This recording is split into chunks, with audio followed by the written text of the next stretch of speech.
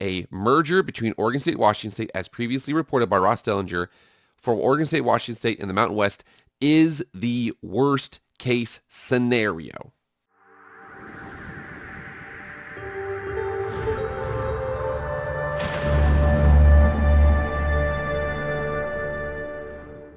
What is up, everybody? It is Jake with Master of Football, back at it again. Happy Friday. Thank you so much for being here.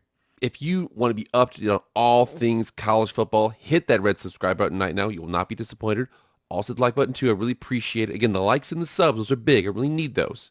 And again, please like, share, comment, subscribe, do all that stuff. Also, hit me up on X. That fam is growing.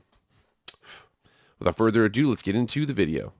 All right, guys, we have huge news in multiple reasons. As you can see, I have rebranded my channel. I was thinking about it. I was like, I don't make Madden videos. I don't make very many NFL videos. I just talk about college football. So what we're doing here is we're dedicating this channel, Master Football with Jake Posey, to exclusively college football content. It's all I'm going to be talking about in the future. I've also made a side channel.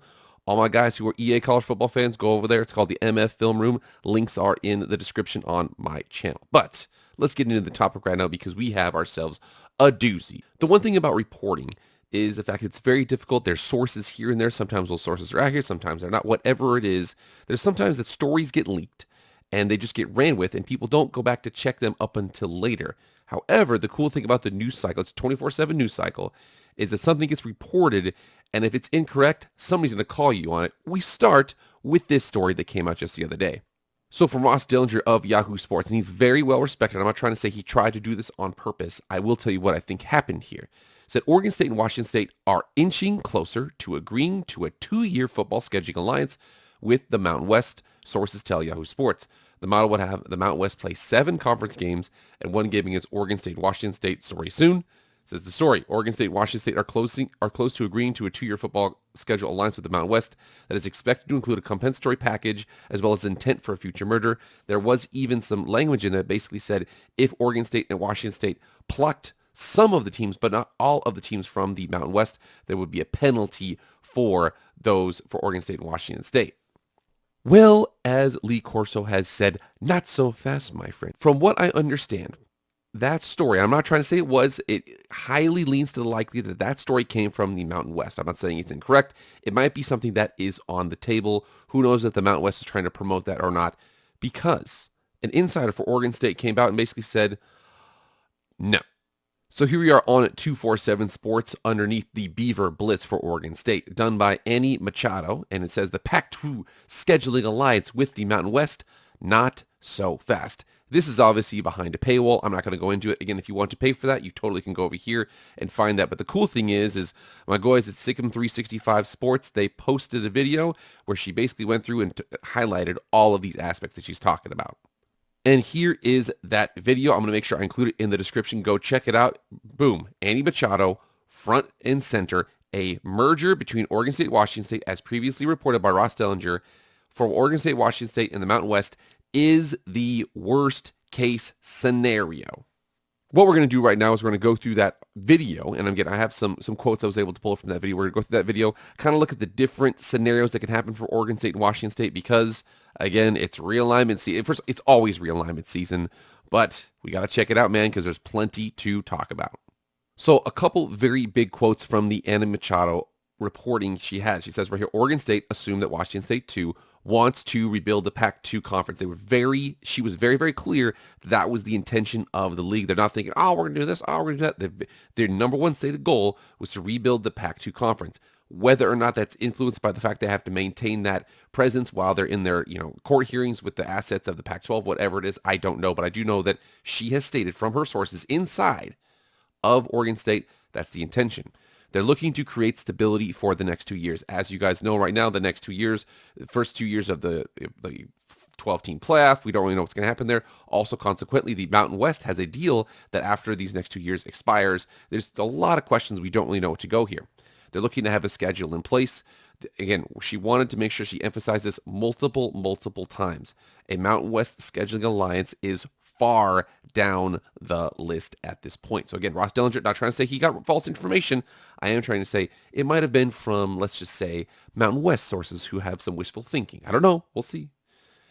more than likely what they said was happening here is that for the next 2 years, they're going to have 5 Power 4 teams, Power 4 between the ACC, Big 12, Big 10, and the SEC, something right there. Again, there's a lot of teams there. I know a lot of teams in SEC crap week, you know who I'm not talking about right now, could potentially fill that with an Oregon State. Whether or not they want to is a different question because Oregon State is really good, and we know that the SEC likes to soften it up there at the end. Okay, just saying. I'm sorry. Also add 6 G5 teams and have 1 FCS for the rest of the games there. Similar to how BYU schedules when they were independent, but they have to be finished very, very quickly. We're going to highlight that later on in this video, that you can do that, but you're going to have to move pretty quickly because most of these conference schedules are like, yeah, we're going to play North Texas in 2038. You're like, why the hell are you scheduling 15 years out in the future? That's how they work. But again, I think Oregon State, Washington State know desperate times call for desperate measures. Got to move. Oregon State coaches, this is very important here because, and again, I know that coaches are typically the last to know or the least involved in conference realignment stuff, but for the most part, we know that Oregon State coaches are currently telling commits we are not becoming Mountain West. As I already mentioned before, Aiden Childs, the class of 2023, a top 100 quarterback. Are they going to lose him if they do? There might be a situation where that happens. They're trying to avoid it. And she goes on here and she says, both teams, quote, will hold steady for 2 years before rebuilding the Pac-12 or more move into a new conference. She said that very quickly there. So the move into a new conference, I think, is one of the items that are on the list in terms of rebuild Pac, move into a new conference, move into merge with the Mountain West, whatever it is. Those are my 3 options I'm going to review in a second. Also said here that Jonathan Smith, who is going to be named for every single job in the book, might leave if OSU is, quote, relegated to a Mountain West type level. Again, that's very important. You think about this team right now, they are the number 11 team in the country. Oregon State, Washington State was ranked earlier on this year before they got into brutal Pac-12 play. I mean, their win over Wisconsin, we see all of that happening here. They don't want that to happen. That's going to drastically hurt the program in terms of the future. They've got some good assets now with the fact that the assets, however they get divided up, they're going to have, let's just say 8 to potentially 9 figures of money to use themselves. But again, that's going to run out at some point. They need to make sure that they're good for, in 2036, 2046, 2056. They want to make sure they're in a good spot for that. They're right now, what they're looking at is, quote, they're finding a workable path forward that is not merging with the Mountain West is so imperative because you don't want to lose a Jonathan Smith and Aiden Childs. Damian Martinez, their starting running back. All of that could happen. It says right here that the thing about it, too, that they wanted she make sure to mention was that absorbing the entirety of the Mountain West doesn't make any sense for Oregon State and Washington State. She said right here that the Mountain West TV contract is up in 2 years. Why would you merge with them and take on, how do I say this in the nice way, less than ideal teams and then try to negotiate a deal when you know in 2 years they're going to have to negotiate a deal anyway? If you find 2 years, if you find a way to survive for 2 years and then you take the teams that you want from the Mountain West who doesn't have a deal in 2 years, you might be in a good spot there. Also said that she mentioned teams that make sense to bring in. She mentioned San Diego State by name. She mentioned Fresno State by name, Boise State by name, UNLV by name. She also mentioned teams that don't. She mentioned Utah State by name. She mentioned New Mexico. She says those programs, those type of programs, don't really make sense for them to merge with them if they don't have to. All right, so looking at the 3 different options there, again, rebuild the Pac-12, move into a new league, or reverse merge with the Mountain West. Those 3 options, we're going to check out those right here. So the method right now for the rebuild, the Pac-2, is they would play 2 seasons, 2024 and 2025, as FBS independents with 5 P4 teams, 6 G5 teams, and 1 FCS. That's what they're talking about. That's what has the most steam behind, that's what that idea has the most steam behind it. We also think they're going to find a temporary conference for the remainder of their Olympic teams. I've looked at it. There's a couple of them out there. There's the West Coast Conference, which is a highly religious league, Gonzaga, St. Mary's, things like that. There is the Big Sky Conference, which is, again, really close. Washington State and Idaho, Oregon State, Portland State. Those are really easy games that they can go manage to get in there, also including Montana State. I'm pretty sure that it's Northern Arizona. We've got a couple other teams there, but that is the Big Sky Conference. They can merge with them too. Another thing about this is they would rebuild with their ideal picks from the Mountain West American ETC at the same time. Those 2 teams, I mean, they're still, Oregon State, we forget, they're the number 11 team in the country right now. They have clout. Now, whether or not they do it every single year, I don't know that, but I do know they've got a good thing with Jonathan Smith. You can build a contender at Oregon State without the subsidization of the Pac-12 for the most part. I know that, that league is falling apart technically, but you could have your pick of SDSU, Fresno State, Boise State, UNLV, at a Colorado State, add an Air Force, maybe even go to the American, add a Memphis, Tulane, a UTSA, a Rice, a South Florida, and East Carolina if you want to go that far. Again, whatever you want to do, though, you would be able to do that. Montana State, I'm not sure. But the most important thing about this method here, rebuild the Pac-2, the strengths of it is, boom, the very, very first line here. You get to keep the brand, and you get to choose the conference you want. Unfortunately, when you go to a new conference, you're a team, you go to a new conference, you don't get to pick all of your members. You like, okay, we like this. We don't like the fact we have to travel over there. These guys don't have the same academic priorities as us. We don't really like that. What you can do, though, is you can build the conference that you want. You can build a conference around your priorities. Do we want it to be a team where we only be taking road trips to, Tampa? Do we want to have something where we have access to Texas? Whatever it is, you're going to be able to have all of that in the league.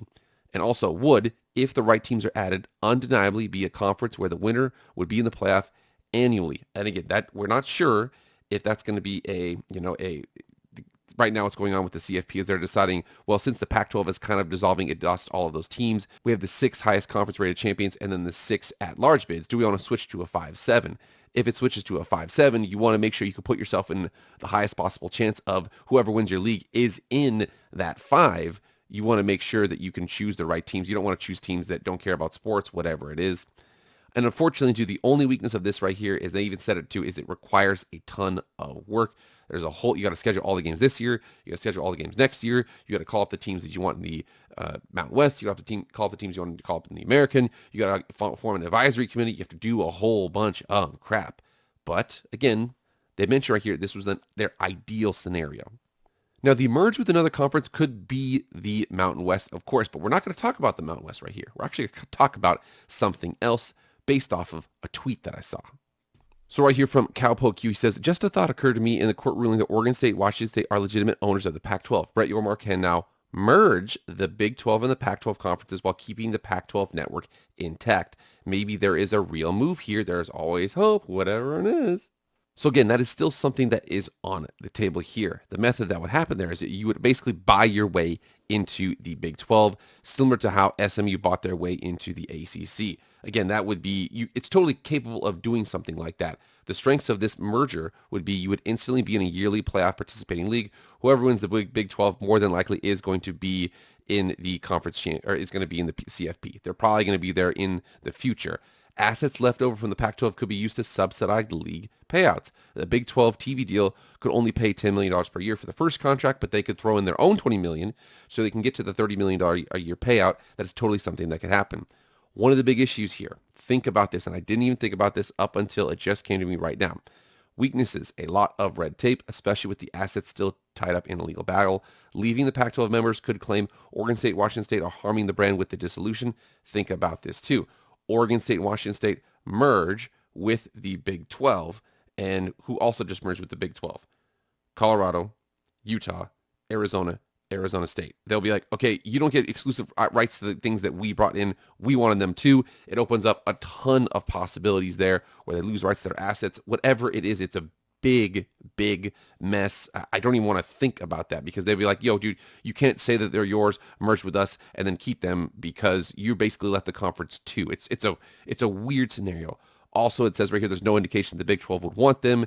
And you also think about the fact that all sports, adding them, it would be a big issue. Road trips, Orlando, West Virginia, Cincinnati, forget Spokane and Portland. Those are the two closest big metros out there, are super, super, super far up in the Northwest. Again, that's fine for football because you only play 12 games. You only have 6 road games. But, man, think about volleyball, track this. It's going to really eat into their profits and the money that they have left over. Also, a reverse merger with the Mountain West. And again, we've discussed, this is the most discussed one here. Unfortunately, there's a lot of negatives with this based on the Annie Machado article. The method, of course, we already saw it. Fill up the schedule with Mountain West teams for the next 2 years to supplement the loss of conference. And you would merge with the Mountain West after the contract expires. The strengths of it would be super, super smooth. Like I said, everything would be absorbed. You're still out west. You don't have to you go to different places as opposed to you're going to, Phoenix. Now you're going to Las Vegas as opposed to going to, the Bay Area. Now you're going to Boise. Whatever it is, it'd be pretty similar there. But again, the weaknesses are pretty bad. The weaknesses, number 11, Oregon State would be relegating themselves to a lower tier league. Washington State was ranked before getting into conference play. Again, they were ranked early in the season. They got a conference play because everybody forgets that the Pac-12 this year is brutal. And it also would be a huge hit to recruiting, finances, and exposure. It's a possibility. I do think that Ross Dellinger article basically says, oh, it's already taken care of. Annie Machado says, not so fast. We already see the Annie Machado article came out and she said, now hold on, that Pac-2, reverse merger with Mountain West is not happening. They want to rebuild the Pac-2. What do?